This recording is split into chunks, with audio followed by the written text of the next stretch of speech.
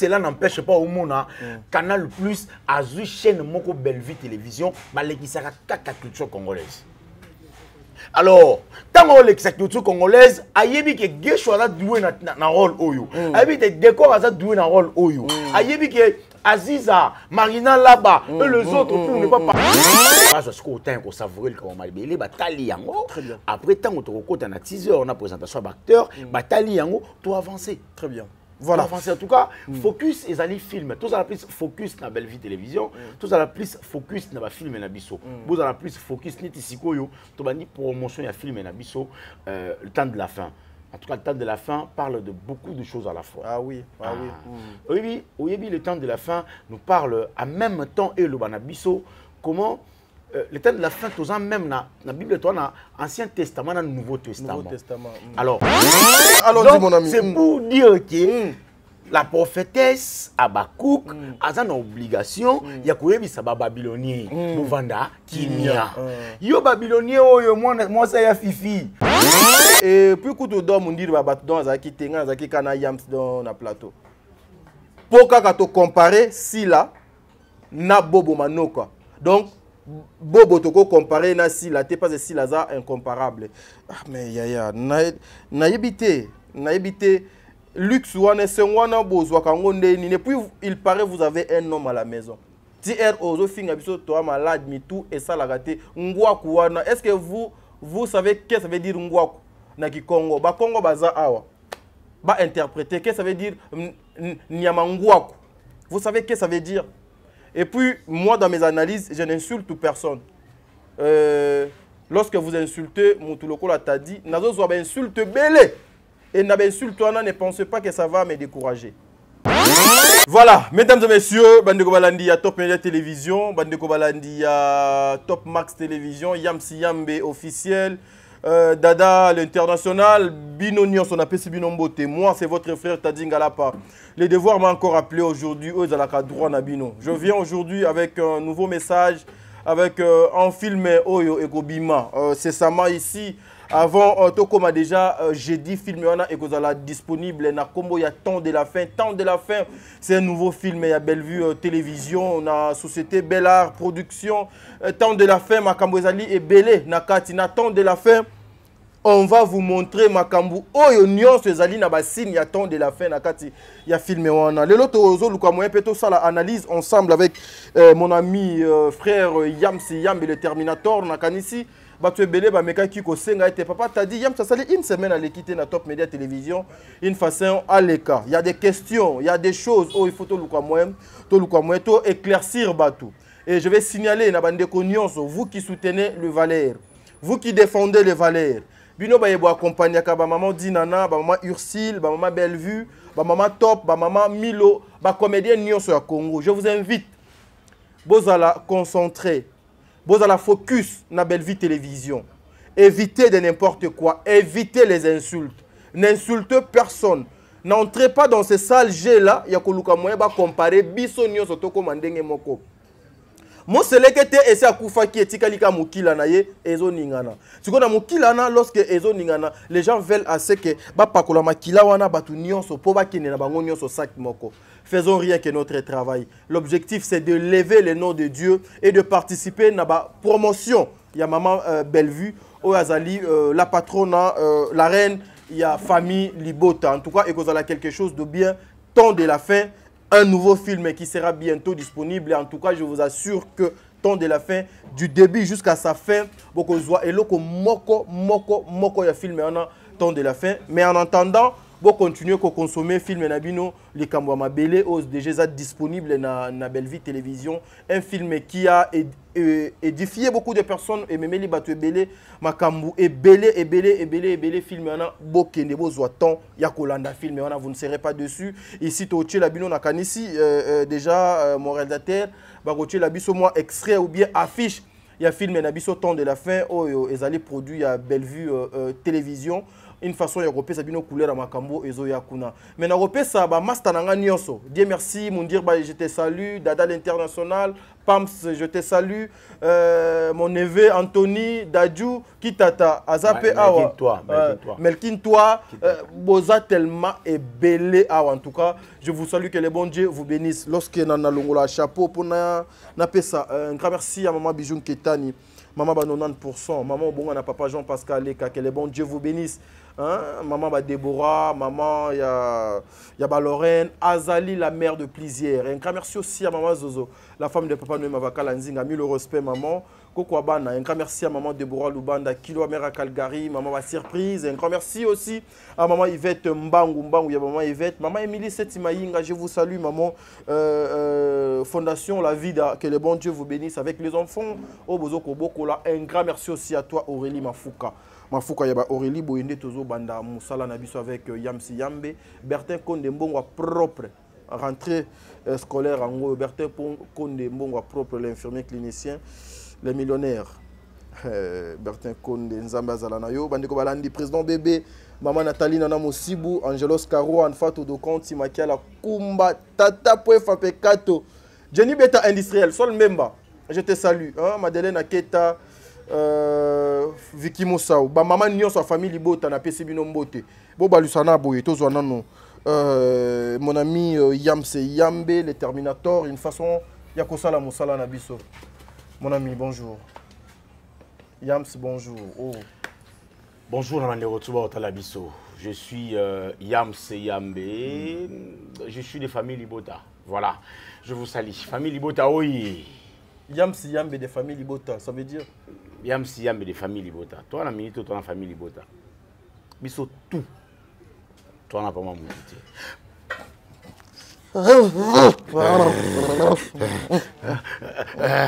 I don't know, his problem is Moko easy. Yeah! No! On n'a aucun problème avec aucune personne. Toza a un problème jusque là. Voilà. Allez, tout le monde est famille Libota. Voilà, mesdames et messieurs, famille Libota, restez focus. Le message de maman Bellevue, Oyo, à Pesaki Mokolo, il y a samedi, et à les orphelins. Alors, qui était resté focus na Bellevue Télévision, na Oignon, à Azoko Sala. Elle a besoin de unité. Elle a besoin de moko. Elle a besoin de accompagner ba œuvre ya malam. Les ali message ya maman. En tout cas, quelque chose de bien. Très bien. Je salue tout le monde famille Libota Mobimba. Je salue tout le monde la biso. Robert Alibako Alimbisa. En tout cas, ni maman Clarisse Alobara. Je vais choquer. En tout cas, je vais choquer. Je salue Dada la Inika Nakanda ma pote. Dieu Mundirbi. Et aussi à Pams Matondo, à Dadjou, à la pose des vies. De l'autre côté, à Tony Salam. À Mufasa, mon fils, je te salue. Aussi à Melkin toi, Kitata, les grands scouts. Félicitations à toi, mon ami. Ouais, toi, moi, en tout cas, moi c'est abouti. Hein? Voilà. En tout cas, félicitations à toi, monsieur le réalisateur. Aussi à Bayoka, chauffeur à Bissot. Bayoka, on te salue. Mais à Memanga Jouana Bayoka.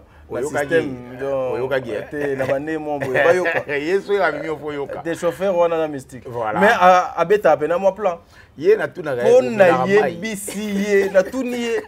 Oyo papa ozo mema je suis irresponsable. Ozo kumbanga ozo kumbanga na volonté na yo ono vie Bayoka. Wana kiti mongo vie Bayoka. Ngamti me Bayoka nini. Voilà. Yamsi Yambe. En tout cas merci beaucoup. Déjà film na biso na combo ya likamama belé. Déjà euti kosi là. Aussitôt ka esili mbala moko maman Bellevue a outil déjà publié une nouvelle affiche. Ouais. Pour un nouveau film na combo il y a Temps de la fin. D'abord un mot par rapport à film Oyo et bon, aussi la en fait on a commis kobenga ye machine na komo benga ye machine à scénario, machine à tournage. Elle ne cesse jamais de tourner. Ça dit au moninde ezali une semaine ils aura biso pour tourner une semaine en fait. Ils aura biso peut-être une semaine, peut-être 11 épisodes, tu vois. Donc, ils ont 11 jours. 11 jours. Alors, imaginez, dans 11 jours, elle peut tourner 4 films. Dans 11 jours. 3 films dans 11 jours. Très bien. C'est-à-dire à Kabuli, 3 jours, 2 jours. 3 films, c'est bon. Dans 11 jours. Il y a la surprise, surprise, il y a film Sili Mosusu et Bandi. Film Sili Mosusu et Bandi. Aurélie Mafouka, Aurélie, je te salue. C'est un gobé, un mon mère. Tu solana il soutient. Rando déjà c'est Kotana Aurélie. Tu as déjà papier. Comment on a niveau là? T'es menga si tu as un niveau. Beaucoup ma papa. Aurélie Mafouka pena talaka na lobano tika la bois qui sous-sauté Aurélie Mafouka na kata pena papier. En tout cas, je te salue Aurélie Mafouka. Bref, au sala musala na ye d'une manière yako faire tourner ces moutons. On a ça qui n'a posté une vidéo photo il y a pas trop longtemps, je crois que c'était samedi ou vendredi, pour envoyer sa famille libota mobimba, tout soutenir rien à la prière. Très bien. Parce que mon a ça travail d'esprit. Je le dis à chaque fois, moto azo sala musala azo quitte sa conteneur, azo matsa conteneur, a okende azonga. Na moto azo faire dégager intelligence, to intellectualisme naïe. Énergie à il faut énergie à moto. Moto a beaucoup photo protéger parce que aussitôt moto dégager moto et travailler tout à sa fatigué rapide. Très bien. En tout cas, tout ça est fort de soutenir au moment où on a sur le plan spirituel plus, c'est très important. Mais Yam Sekawana, mais les gens aussi disent que Maman Belleville a zoti kabato temps, il y a qu'on savourer pena, bah film était, ce qu'on film si dans 2 jours après il faut atia sous filmer mon sous. En tout cas, bateau bazan a besoin. Et ça moi saturation. Tes bateau bazan a besoin, il y a bateau bazan a besoin. Oui, Maman Belleville a produit combien de films? Il faut produire 7 millions de films. Ok. Oui, il a produit combien? À combien nous entendons 1 million? Comment votre bowling a respiré? Comment respirer dans un côté 5 millions? On n'est pas comme respirer. Mais Mikolo, il y a moi écolo, il y a histoire ezali. En tout cas, tout le monde vraiment patient et patient. Il y a savourer ma belle film au bas là. Par conséquent, on a émission dans le lobby. On va dire ça teaser, extrait à film, présentation d'acteur. Tant que ça la fait. Teaser, extrait à film. Bref, pour Nanga, affiche, teaser, présentation après. Puis, diffusion. Ce qu'on a lingi bando ba sala boy. On a 2 jours wana autotiki la kabango wana. Ba profiter ba tala ce qu'on filme bande bandelitina. Suka. OK. Oyo utubima. Neti ko utubimisa sikoyo. Oyo utu la plutôt ezali ikamabele. Ba zo siko autant ko savourer le kamabele ba tali yango. Après tant to kokota na teaser on a présentation d'acteur, ba tali yango to avancer. Très bien. Voilà. Avancer en tout cas, focus ezali film. Tous à la plus focus na Belle Vie télévision, tous à la plus focus na ba film na biso. Vous à la plus focus neti sikoyo to bandi promotion ya film na biso le temps de la fin. En tout cas, le temps de la fin parle de beaucoup de choses à la fois. Ah oui, oui. Oui, le temps de la fin nous parle en même temps et le banabiso comment le temps de la fin, tous en même dans la Bible, tu as Ancien Testament et Nouveau Testament.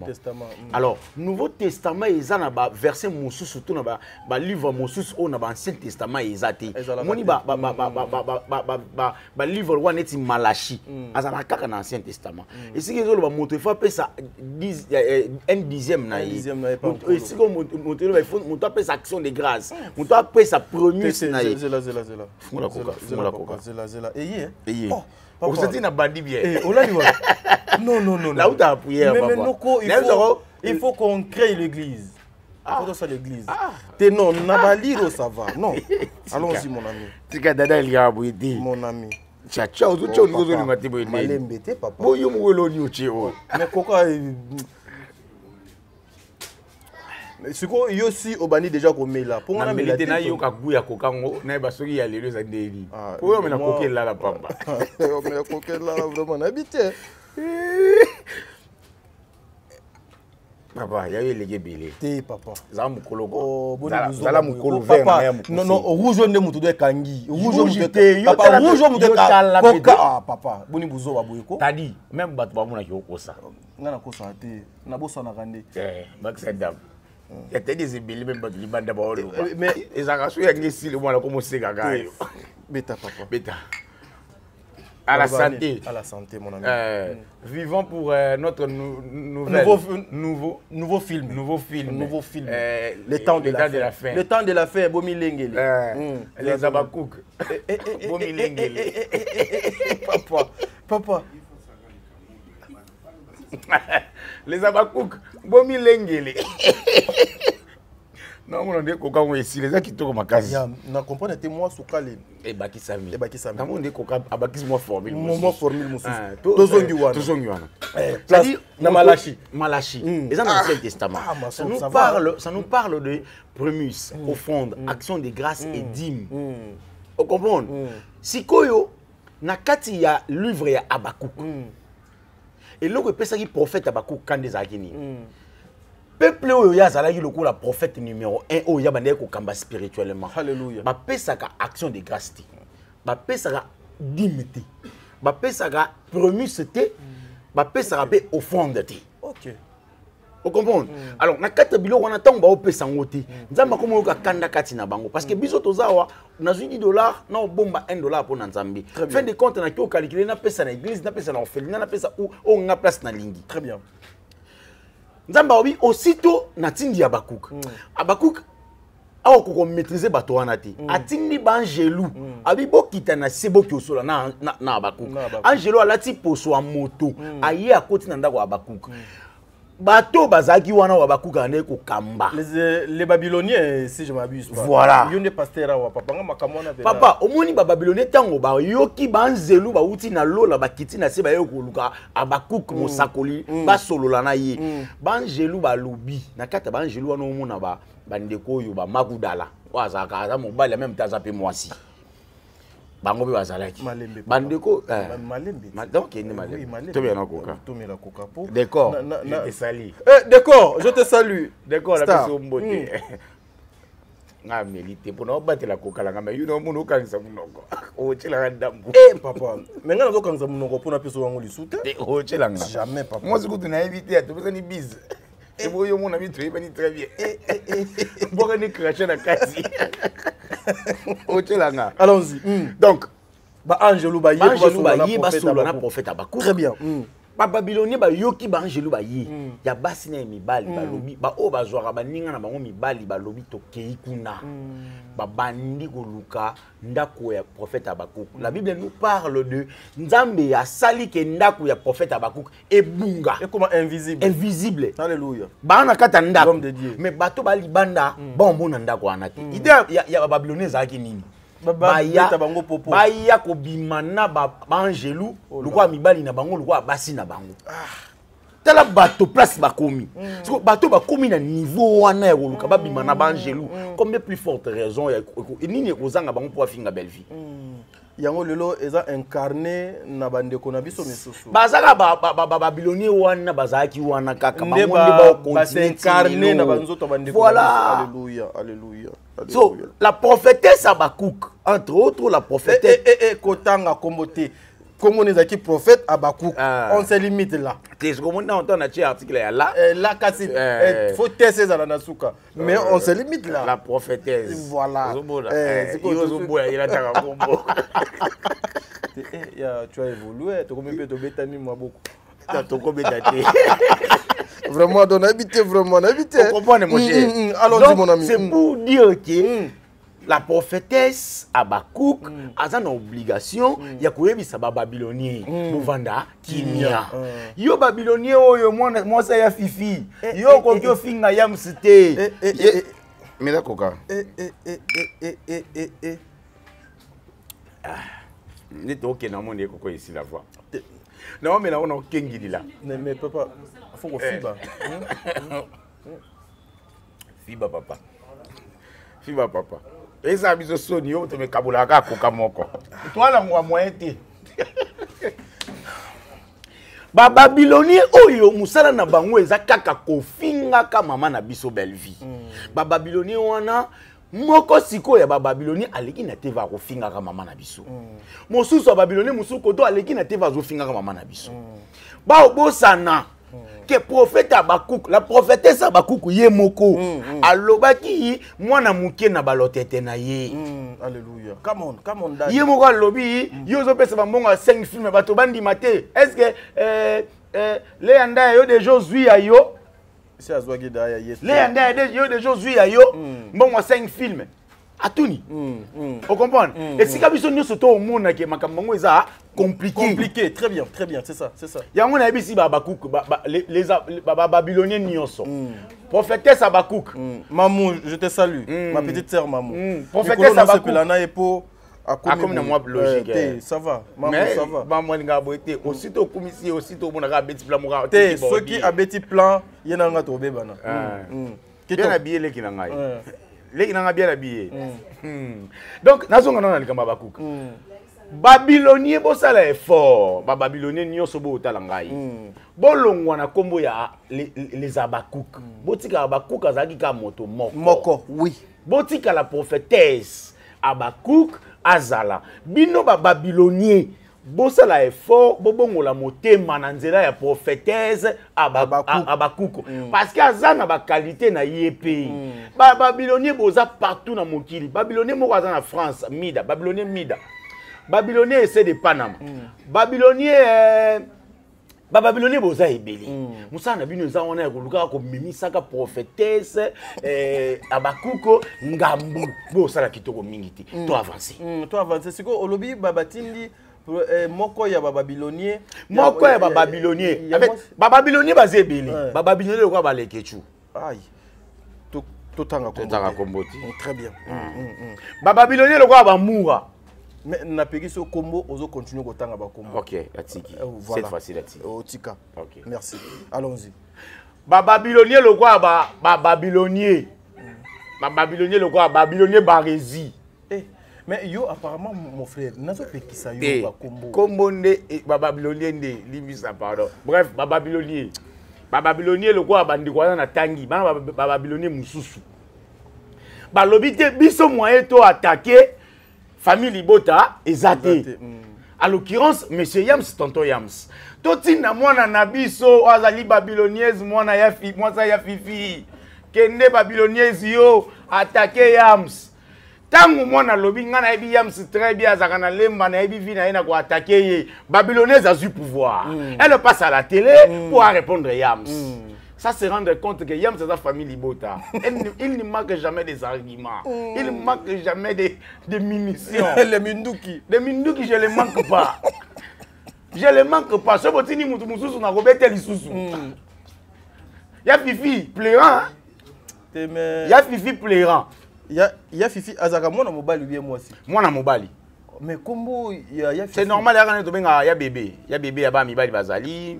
Voilà, ils sont normal. Nani comment il y a Fifi ou bien Fifi? En tout cas, il y a évité, mais il y a Fifi.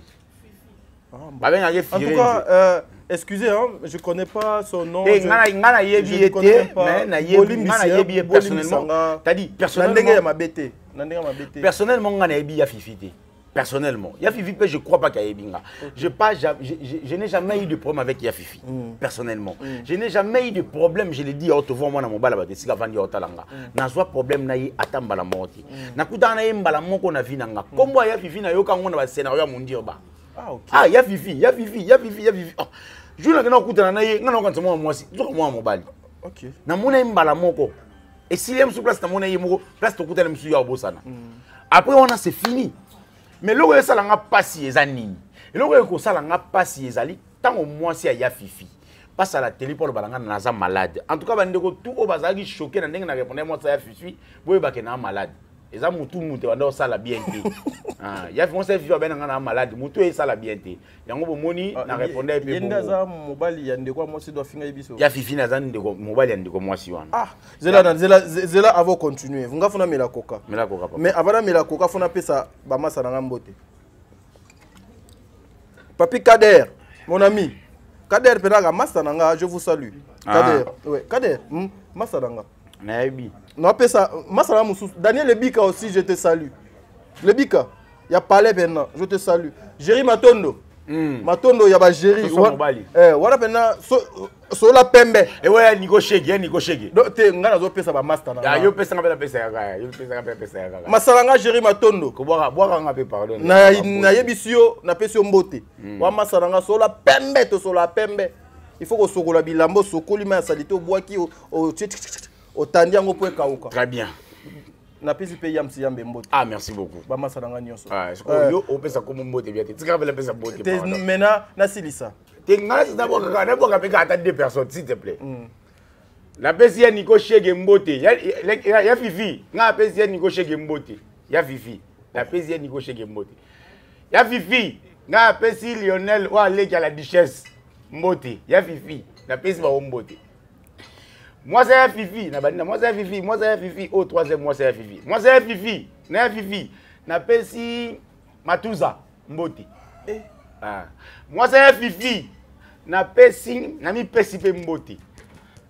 Na mi pesi pe mbote. Comme brigade ton ndenge. Papa to Jerry Matondo. Moi ça Vivi na pesi pe Jerry Matondo mbote. On a masananga. Acteur ya groupe ya Papi Kader. Ya Vivi na mwasi na ye. Na pesi acteur ya groupe Papi Kader mbote. Acteur. Na président pe na pesi ba mbote. Papi Kader, masananga. Voilà. Mais moi je vais dire un truc. OK. Le respect, il faut à la réciproque. Nous devons respecter le genre. Ezala na ba kombo, ezala na bilongi, ezala kaka na ba sangwa pamba. Il faut qu'on respecte le genre. Je suis incapable de passer à la télé comme ça na fandi pour répondre une femme oyo azoko se faire plaisir tout en sachant que makambo ye azo loba eza ya lokuta. Toutes les personnes qui m'insultent ou ceux qui m'insultaient, ça vous concerne bino na nzambe na bino. Na yebi bango. Ba misusu na yebi bango te. Preuve, nazoka kombo ya ndeko na biso bazo tanga na yoka kango mais na yebi te so ka moi so bien mobile la première fois pour moi. Eza na ba ndeko na biso ebele ya ba comédien na yeba bango te. Mais ndeko na biso moi si oyo alekaki afingi ngai oyo Barcelone na pesi mbote. Barcelone na pesi mbote. Lalou na pesi mbote. Barcelone à Paris. Soki yete mbele na yeba ndeko na moi cité. Ayaka na moi ça ya fifi. Te na yebite soki moi ça ya fifi ou quoi. Moi ça ya fifi. Ayaka na ye. Mais aujourd'hui, je suis surpris de voir que ndeko, je n'ai pas de problème avec vous. Oza moi si abatu, on vous doit du respect. Ngape na kozala mobali ya batu, azoyi baté. Mobali ya mutu, Yam Sidon mobali ya mutu, Mundirba mobali ya mutu mais calmement au fond de la télévision et puis aux finga na yo. Et vous qui avez l'argent, bino baye bozana bomengo ba pesa bino nyonso ya mokili. Mais vous êtes incapable d'acheter une caméra pour bien faire votre travail, vous devez travailler avec vos téléphones. Incapable même d'avoir un plateau. Ndekonanga lelo pena, vous pouvez passer à la télé pour dire que ngana sali chaîne pour na Bellevue, nde na lokoti Mundirba, na lokoti Yams. Na yepsi bango boya a lokola théâtre simbite ngana bino to bando sala musala oh vous devez avoir honte. Lorsque tu étais venu au Barcelone à Mema yo ozo simbe la Barcelone sac na ba téléphone na bilamba o yaka tout droit na bureau na ngati Barcelone a sala clip na bureau na ngati. Est-ce que à l'époque là tu avais déjà une chaîne? Hein yaya botika biloko yo ezo sala tout ça là ka sentiment te. Moi je croyais que peut-être tu allais passer pour dire que ngana fingi président Bobo ou bien na fingi Sila na kumisi Bobo. Non. Aujourd'hui nous sommes libres pour na ko sala analyse, comparaison. Bobo azali acteur, Sila azali actrice. On peut comparer bango. Eza na problème au côté, eza insulte te, eza infraction télé problème eza omoni nazo epsa bino. Nous devons agir avec la conscience. Mais ceux qui te commis quoi agir à partir il y a instinct nabiso ba ko zoyo ba commis ko comparer le kola niama le kola iboele le kola mboa. C'est pareil comme ça yaya. Parce que aujourd'hui eza le kola mabe oyo oyo ko fingela nga na Yams na Mundirba. C'est parce que na et puis kuto do Mundirba bat don azaki tenga azaki kana Yams dans na plateau. Pour ka to comparer si là na Bobo Manoka. Donc, Bobo toko comparé na Sila, te pas Sila za incomparable. Ah mais yaya, na yebite, luxe wana sengwana bozwa kangonde ni puis il paraît vous avez un homme à la maison. Si ozo finga biso to malade mi tout et ça la raté ngwaku wana. Est-ce que vous savez qu'est-ce que ça veut dire ngwaku na Kikongo? Ba Kongo baza awa. Ba interpréter qu'est-ce que ça veut dire nyama ngwaku. Vous savez qu'est-ce que ça veut dire? Et puis, moi, dans mes analyses, je n'insulte personne. Lorsque vous insultez, Moutuloko t'a dit, nazo soit insulte belé. Et n'a insulte toi, ne pensez pas que ça va me décourager. Et que décourager ngate, et que changer ligne de conduite ngate, et que changer idée ngate, n'a que continuer que ça la promotion à Bellevue jusqu'à ce que je serai enterré. Moi, je me connais, nabi mes engagements et nazo kango neni nazalaka. Yango, je vais demander à la jeunesse congolaise, à mes frères et sœurs, tout ce qu'on fait, lobby mobwe et zose labiso. lobby moko boye ezozela biso. Tout ça là plaisir parce que je vais faire plaisir à maman Bellevue, je vais faire plaisir à maman Dinana ou je vais faire plaisir à maman Ursule ou à maman Top ou à maman Milo. Non, naza na ba ambition nanga. Mais si vous venez pour toucher à ma personnalité, en tout cas Yaya, vous me verrez dans Nzela Nabino na ndenge pena malamu. Donc na ndenge pena il y a le code de bonne conduite. Et moi-même je suis le maître, il y a le code de bonne conduite. Eza makambo ya mabe, eza makambo ya bosoto yango moni, on va vous comparer avec les chiens bambois parce que vous avez un comportement pareil. Eza likambo ya malamu te. Supporter aussi qu'on puisse critiquer ndenge bino bo critikaka Bellevue, ndenge bo critikaka ba maman Top, ndenge bino bo critikaka batu nyonso. Supporter aussi qu'on puisse critiquer si là non. Si là ça incomparable. Le tout premier film ya si là comment nango ezani. Le tout premier film, il y a si là à comment on a. Mais aujourd'hui, ce qui va tourner question, le tout premier film, il y a Bellevue à comment et puis à comment na nenin. Bakopé ça yo ba qualité au Bellevue à zanango. S'il n'est que une actrice un point barre. Une actrice un point barre. Mais contrairement à Bellevue, Bellevue à Komaka, à Créaka, à Komaka, à Créaka, à Jouaka. Et c'est une maîtresse. Il faut du respect quand même. On ne vous demande rien du tout. Et c'est mon habitude de la kabatou, on a bas à la ini. On a répété le sous-message. Oh, il y a vraiment, moi, des secondes, vraiment. Pas de problème. Pour y aller. Na zone si sous-pensée, oh yo.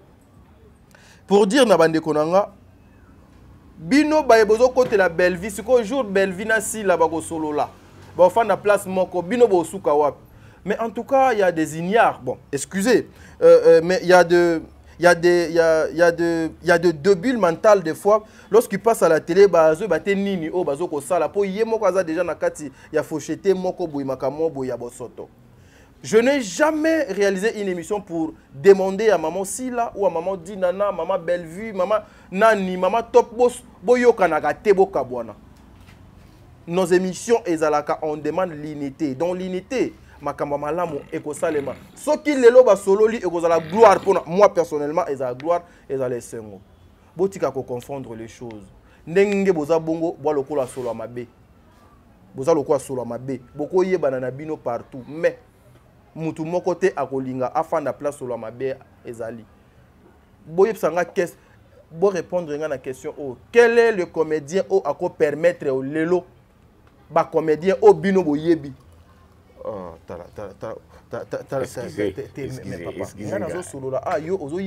excusez, pardon.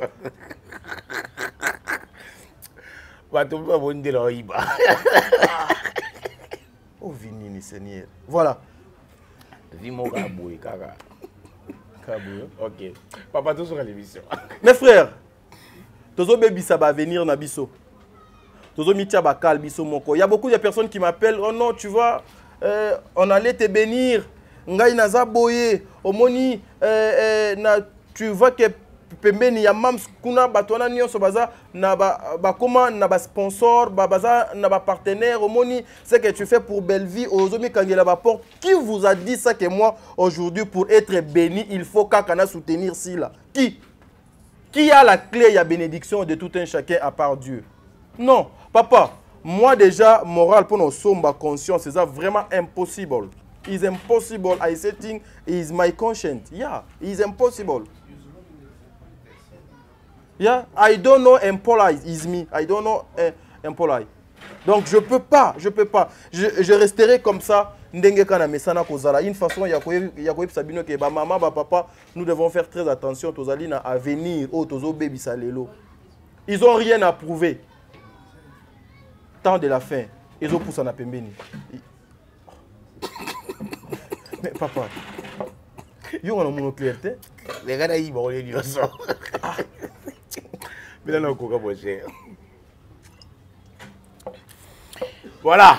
Est-ce qu'avec tout ça, ça fait avancer le théâtre congolais? Non, mais nous, personnellement, famille Libota, nous avançons. Sauf que, au moins, il y a les choses avec théâtre et Ambo Nabiso. Particulièrement, moi, je veux parler de Bellard Télévision, Bellard Maison Production et puis Bellevue Télévision. Très bien. En tout cas, la sœur Belle-Vie, à chaque fois dans mon oreille, je sens qu'elle ne cesse pas de réfléchir sur le cinéma congolais. Oui, l'obité, l'obité au Kuna et ya. Dans notre pays, nous manquons la commercialisation de la culture. C'est ça ce qu'il ne faut pas oublier. Mais Lelo, Belle-Vie a fait de son mieux. Il y a côté qu'à Ariambo Ganabiso Libanda, les gens oublient facilement. Qu'est-ce qu'il n'a pas fait? Tu sais quoi? Dans le Barango Awa, Belle-Vie a été partie là-bas au Côte d'Ivoire pour revaloriser la culture congolaise à la communauté internationale. Par contre, notre sœur, on va la vérité. Si on a vu aussi la Zagi na Côte d'Ivoire, même avec les caméramans, les techniciens, pour qu'ils tournent si la l'ivoirienne, na acteur na sol ivoirienne. Mais c'était pas pareil. Oui, go pour le Côte d'Ivoire ailleurs. Oui, procédure zarani. C'est-à-dire procédure la ministre ya culture et art ya mboka na biso à l'époque, Banza Moukalai a signé papier acte ya royer baké. Il y a aussi de la Côte d'Ivoire. Je reconnais, je sais que nazo yamba artiste comédien nabino ivoirien na kata sol la congolaise. Vous comprenez? Qui est ce Congolais qui se déplace ici au Côte d'Ivoire au yoba signara mukanda pour dire que si la zoya to Belle-Vie to qui que ce soit? Personne. Parce que pourquoi? Parce que nous manquons la commercialisation en fait. Alors aujourd'hui, tous en a mécène moko. Mécène en même temps artiste et comédienne. C'est Belle-Vie. Okay. Dans 10 mois, elle a pu tourner 80 films. Dans 10 mois seulement. 80 films. 80 films. Papa, ça lui manque des moyens. Belle-Vie a été au Zoba. Au moins, il va filmer Arnold Schwarzenegger au Sala. Belle-Vie sera dans un bon où elle peut le faire. Ba film ba fiction, ba film ba leki na biso ba Rachel Mwanta ba sala na ba Esther. Belle-Vie a été au Salango. Lobby théâtre mboka na biso et tombo malisu makasi na kombo Belle-Vie. Bato ba kangelo na ebisi bien, na ebisi bango. Au moins, il y a un livre qui est na Belle-Vie. Makambazo kanisa. Parce que quand on dit Belle-Vie, il y a Zalagi à fond la maison à production. À fond la maison à production, il y a Zalagi à tourner un film et pour gagner un bon. À fond les ango à gagner un bon. Mais ça limite pas là. Ça se limite pas là. Ça dit naïdé naïe Zali comment faire pour commercialiser, comment faire pour industrialiser la culture congolaise. Ah oui. Batouba en Côte d'Ivoire, communauté ivoirienne, Baotala, cinéma ya Congo, écrit par Belle-Vie. L'autre, on a ma boke TV na Izia. L'autre, on a na Belle-Vie télévision, na Canal Plus, na Izité. Parce que Canal Plus, na Izi, baza en partenariat. Et ça, demain, cela n'empêche pas au monde, Canal Plus a une chaîne moko Belle-Vie télévision, qui sera kaka culture congolaise. Alors, tant que l'exécution congolaise, ayebi que Gesho a doué na rôle oyo. Ayebi que Décor a doué na rôle oyo. Ayebi que Aziza, Marina là-bas, et les autres pour ne pas parler de bango nyoso. Papa. Alors calculer que au moni peut-être bana mo ba jouer pas si le mona benga bango zati. Soka moni bana talent wana. Alors benga bango ba ya ba jouer, ba cha eloko na TV. Parce que ça révalorise la culture congolaise, papa. Ça révalorise pas Belle-Vie. Mindele libanda ba to ba la théâtre na biso libanda ba otala ngo ba o mona Belle-Vie. Ti, ba o mona culture congolaise. On peut faire que soutenir cet artiste. Très bien. On peut faire que soutenir cette dame. Ba idée na yaza nango, ba projet na yaza nango eza ba valeur. Ada on a été pour na koloba ke oh non le quoi ba joua qui est pas ya silanga na robenga été. Elle n'a pas ses temps. D'accord ça les kara ça va sortir médiatique né awa. Aloba marabu belé. Entre autres, d'accord ça c'est un frère à moi. Maramoussa le ba rebi et les amis même nga. Même nga il les anga. C'est-à-dire, avec l'arrogance, en fait, excusez-moi, Dacosta peut-être va regarder cette émission. J'ai suivi Dacosta, c'est pas Vincent Toulouse, avec l'arrogance. On comprend? Dacosta a outi dans le groupe Simba, à la place Moroté, à Ibanaki, Makasi. Il a fait des sommières au Luka, qu'on tournait film Oyo. Après, Dacosta, il est ce qu'il est aujourd'hui. Grâce à ma chaîne Ebélé, entre autres, Belle-Vie Télévision fait partie. On comprend? Si la, comment il s'appelle? SB, on ne peut pas dire que ça fait partie parce que SB et Fouami d'Acosta déjà Aza d'Acosta. Aza déjà Makam. Aza Makam. On comprend? Mais d'Acosta, a joué dans carte Bellevue télévision et qui c'est un plus ça Ramazaki nango. Vous comprenez? Donc bref, Azaki produit d'autre part il y a Bellevue télévision. Mais si après un moment au monde que malgré Maramane les cas, d'accord ça toucha propos muso Athéna a touché même Bellevue. Ba propos muso d'accord Athéna a touché Pessi là. Ba propos muso d'accord a touché Alomana TV et touché même si là ça l'a choqué Tilelo.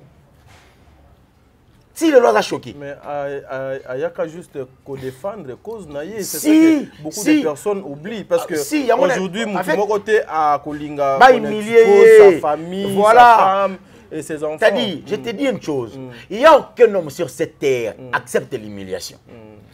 La femme au moins, elle peut accepter pour calculer ma camouné moussous. Quand un homme accepte l'humiliation, il faut faire très attention avec ces hommes. Pour éviter calculer. Il peut accepter l'humiliation devant tout le monde. Il accepte. Ah, il les a humiliés.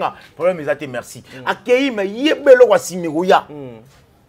Il n'y a aucun homme, sans exception. Il y a un homme à propos de c'était pour défendre son foyer, sa femme, sa famille. Et sa position aussi. Voilà. Mais après, ça a lésé certaines personnes, entre autres, déjà, on a d'accord, ça n'est pas l'équipe à TV. Alors, on a déjà que je joue à SB. Voilà. Babosani même ba qualité na ye oh mi makambo aleka na TV babosani ba qualité na ye malamu loko l'artiste il joue bien quand il est sur scène a jouera bien quand il est sur scène apportera un plus dans rôle na ye et puis d'ailleurs va bien avec coach coach a coach même bateau yo ça dit ayen na film hein bateau va tourner ye mta comité ye par hasard le acteur mais soit moni ke mabe aye pardon abongisi to bongisa très bien. Vous comprenez? Depuis à Kenda, Maramwana Lobango, exilé le déjeuner au Kaba Bengi Nangama explique autour. Peut-être si on a besoin de la lésée. Peut-être si on a besoin de Bellevue à lésée. Mais pourquoi Bellevue a fait des sommets à cause de Sada Costa? Parce qu'il Kalaming était au monnaie. Non, mais c'est parce que. Bellevue, hein? Non, ils n'ont pas seulement Bellevue. En fait, Namoutou, il y a Bellevue et Zanini. Namoutou, il y a Bellevue et Zali. On doit faire. Le travail, en tout cas. D'abord, on travaille d'abord. Ça n'a pas de place. Oui, c'est ça. Travaillons d'abord. Et le roi est force. Le roi est force. Il y a vraiment Nabiso Bellevue. Moussala. Travaillons d'abord. Force le reste est travaillons d'abord de futilité, on le parle. Tout le monde tout travailler. Très bien. C'est ça. Atalita habité d'Acosta, machin. D'Acosta, rôle Senga d'Acosta. Mon ami, viens, tu vas tourner. À tourner. Très bien. Voilà, mesdames et messieurs, nous sommes arrivés à la fin de cette émission. Mais nous allons finir avec le message à Maman Bellevue. Vous savez, depuis le samedi, à Sala qui descend naye na ba orphelinat. Bisika Boni a pesa ki bango ba bourse cette fois-ci non tika boyete pour yo ben tension na yo déjà bien oui a pesa ki ba bourse na école belé donc plus de 10 écoles et puis na ba orphelinat Bisika Boni akinaki kotala bande konaye ya ba orphelin ba orpheline une façon ya ko apporter bango main forte opération zongisa mwana kelasi mwana atanga kelasi na Bellar Fondation en tout cas Nzambe azala na bino Nzambe abatela ba nyonso ba kozwa pe libaku ya ko soutenir les sous Bellar Fondation oyo ya Maman Bellevue. Vous savez les bons dieux a lingaka bato yo ba pesaka avec son cœur so pesi na motema moko opesi na bolingo les bons dieux a kozala tout autour pour vous aider. Bellevue azali lokola pont azali lokola agence et pas Nzambe, c'est-à-dire yo tindi et quoi une agence et puis à Memi et pas bateau donc Sengeli ba soutien Nabino et Gozala quelque chose de bien. Nous allons causer moi petite vidéo oyo, il y a un message à Maman Bellevue par rapport à passage naie naba orphelinat et puis on se retrouve justement après Nayam Siam et Poto Kabwana. Merci. Nous sommes avec Madame Bellevue, Nakanisi pour monier ba image ndenge et circuler depuis le matin tout ça là qui avec maman. Mais la toute première question, Maman Bellevue, Naza a besoin de nous avons vu, dans papier au Nyonso, dans la place au Tiki-Tiki, dans la place au Foutimbongo, dans la commis bourse. Eli Koloba Nini, tu me un peu comprendre. Il y a Eli Koloba qui est Fondation Bellar Production. Et pour ça, il y a une bourse scolaire pour les orphelins. Alors, Action Nabissio est vraiment basée sur ça. Et chaque année, tout ça la descendre sur le terrain pour visiter Balanabiso. Et cette année, et ça dit que rentrée scolaire na bango kolia eza bien kola la paix eza bien mais il faut qu'on pense aussi à l'avenir na bango classe est très important pour na bango alors il y a on réfléchit ça qui fondation cette fois-ci et à la action foutela orphelin minerval zongisa orphelin na classe na moke o nzamba pamboli biso ndomboni yango permettre biso to sala action oyo presque na ba sala ki choix to sala ki pe to zo ki nombre retenu à bana et permettre biso to sala ki descendre sur le terrain ya ko vérifier ko yeba ko se renseigner na ba école o bana batangaka et puis ba orphelinat ba ki teke biso to salango to fouti déjà ba frais scolaire na bango et puis to ye ko informer bango juste après pour que batinga bana lundi. Maman Bellevie na kozota ebelete cette action ezoko caché nini derrière ngo est-ce que vous voulez embrasser à part production vous voulez embrasser maintenant aspect mususu o etali politique parce que kotala ndenge to tamboli lelo depuis tongo tisiko toke soki na ba toko kuma mata na ba 15 écoles ba orphelinat pe 15 donc toko kuma déjà na ba 30 places au to tamboli kaka olali olamuki kaka boye vent wana ezuyo ou bien ezali na goût moko boye o ozolinga te to comprendre politique te en tout cas au sango tata mokomo te bao babenga moko basala ngo basala mais nga vraiment en tout cas na za politique OK ko sala action oyo ce n'est pas pour aujourd'hui ça date déjà de longtemps même alors to continuer kaka ya musala o nzamba tindi biso to sala ya musala o nzamba ti biso na nzela na ye poto sala ya biso le langa na ye na bandako na biso donc a to za elanga nzambe donc na bandako na biso nzamba za donc c'est ça pourquoi l'idée ya ko futa na l'école et puis OK et pas et au foot une école OK lisusu na orphelinat OK kotika enveloppe ça veut dire quoi bon je pouvais aussi commencer dans l'orphelinat et puis dans l'école. Mais je voulais à ce que ça passe comme ça. Je commence à l'école et puis pour informer.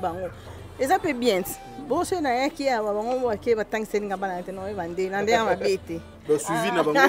et ça a juste un suivi. Et puis, tous ont vraiment bien informé que déjà tolandela bango non fondation na biso tolandela bango papa yo bi fondation bela te na bi fondation bela attaché maman mais demain aussi aux équipes na 2-3 questions pour poser maman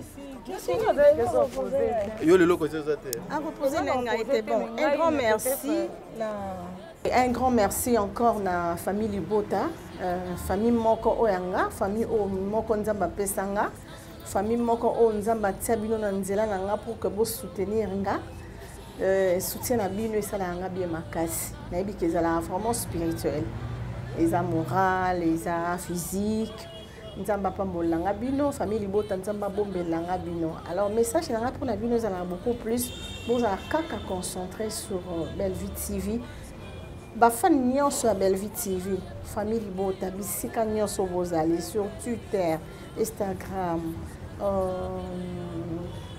TikTok sur YouTube bozala concentré focus sur Bellevie TV botala ba film bo commenter bo liker bo partager en tout cas augmenter de vues ya wana ndeza musala onzamba kutanisi biso pour que to sala bato nyonso fondation Bellard eza pe na besoin ya assistance na bino ya soutien na bino financière matériel c'est important ya on permettre à biso to pour ça suspendre na bana biso pour que te prêter ba main forte donc c'est un peu ça mon nyonso au hasard de bon cœur on nyonso nzamba o toucher ye na nzela na biso asunga bana oyoyo en tout cas adresse na biso ezali bato bayebi bisika bazwa biso facilement ba rejoindre biso juste pour nous soutenir bana merci donc merci à vous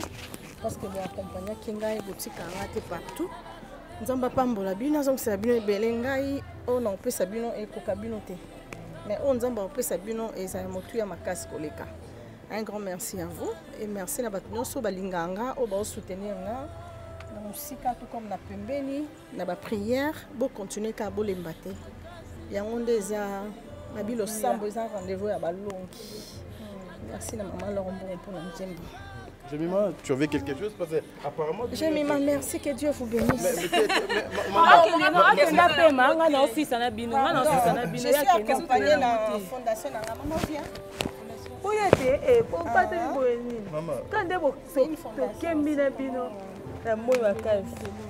Les amis de l'eau. Maman Mbote. Oui, oui. Les amis de Lombe. Lombe.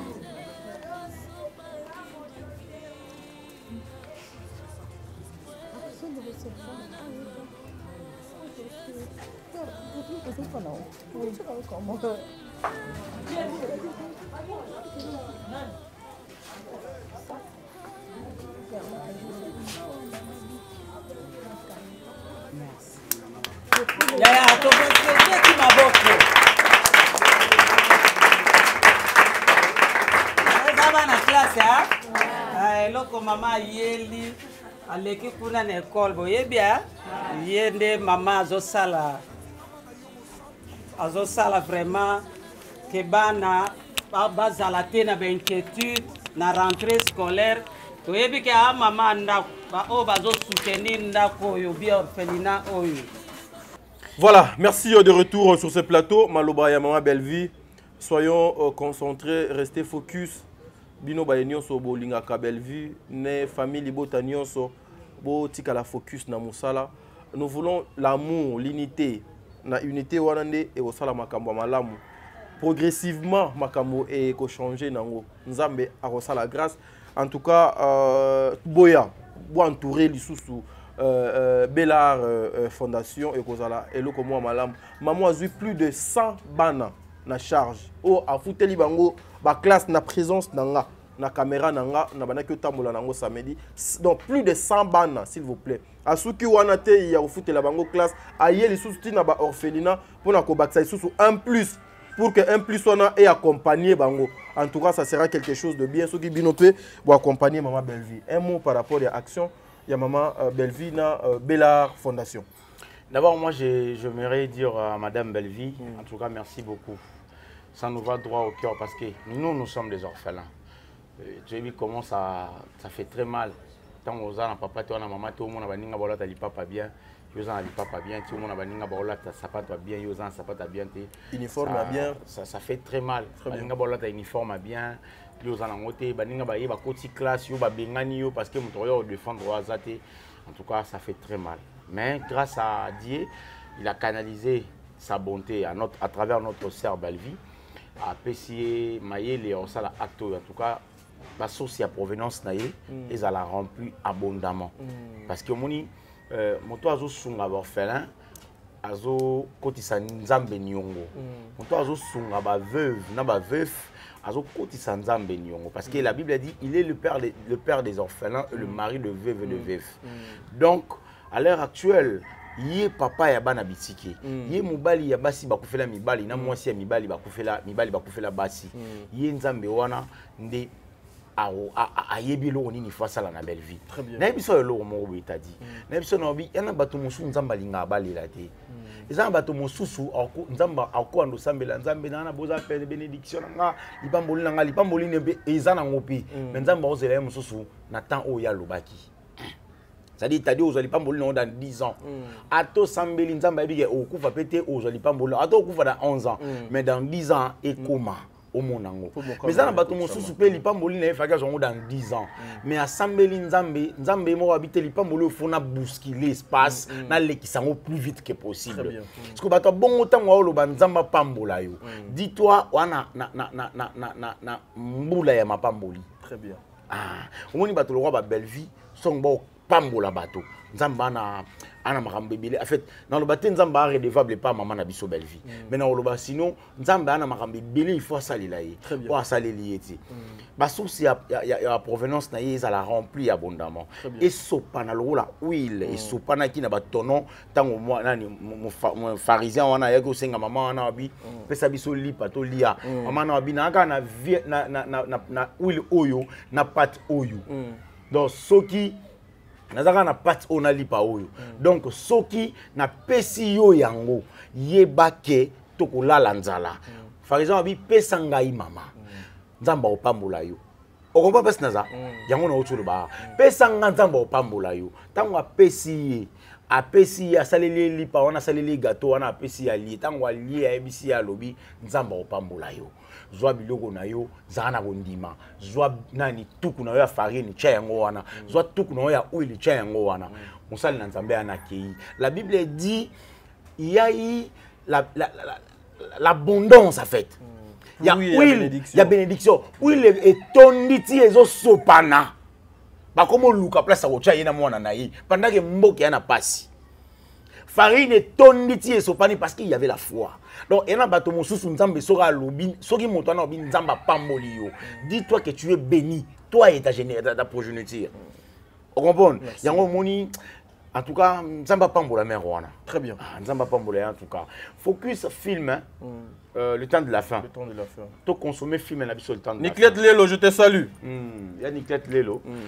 Voilà, tout ça là effort. Tout ça là vraiment effort pour consommer film et sur le temps de la fin. Le temps de la fin nous parle de beaucoup de choses. Ma réaction nion c'est au salama oyo. Ils en a kata apocalypse. Balé qui va robanga ba yayate, ba yaya ba to ba kozala ba ingra et pas ya bato. Bato ba koloba na bato, mona mukena ba lotete na ye, na 10h na 11h balukeli ya komo luka bomaye.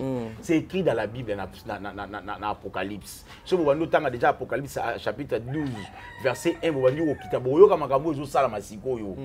Oyo ndeko na biso ba Babylonie ba osala na la prophétesse Abakouk boko yoka yango boko mona ke et c'est écrit na Bible yango na telebino le temps de la fin. Le temps de la fin to tinda bato batanga pour biso to ke na no botanga ba Bible bokene na Apocalypse botanga à partir il y a 12e chapitre verset 1 ti wana yo mutozo wana ezo yelo na mutu bien oyo yebie komami na Bible et komami na Bible t'as dit naza chrétien na tout négatif naza chrétien mon cher bon le longa comprendre te yo le loza focus Bible yango na biso yo naza chrétien le lobe noza inspiré na cet esprit si parce que tu comprends le banane to traiter na bango très bien on a compris tous à qui nous avons affaire à qui tout ça affaire na ba babylonien na prophétesse Abakouk et puis na kata ya ba babylonien to yebi baza ba race nyonso na kati donc on doit traiter avec des Babyloniens spirituellement. Très bien. Ça dit il faut vraiment aucun parce que les Babyloniens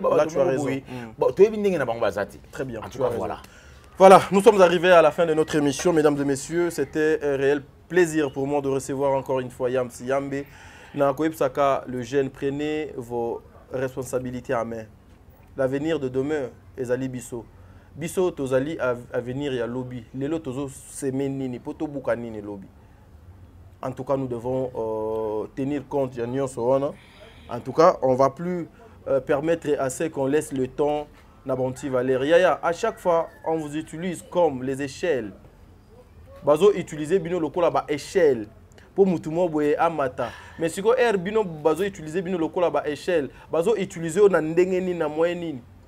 Eza na ba échelle mususu pe oko matela ngo pe nzete okiti échelle wana pe et garder quand même forme. Mais ba échelle mususu donc ezala ka soko mati ozo kitabo ifo buka ngo ko boa ka. Mes amis, mes frères et sœurs, le temps de la fin. Tout ce qui a été dit dans la Bible, tozo mona yango. Oui, va oyo, il y a YouTube, il y a les réseaux sociaux, il y a TikTok, Maman et Koleka.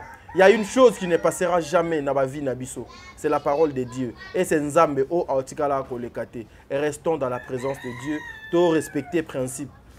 Famille Libota, pas de bêtises, pas de distractions. Qui message à maman? Focus, boulot. Lobe Koleka Lelo. Merci beaucoup. Au revoir.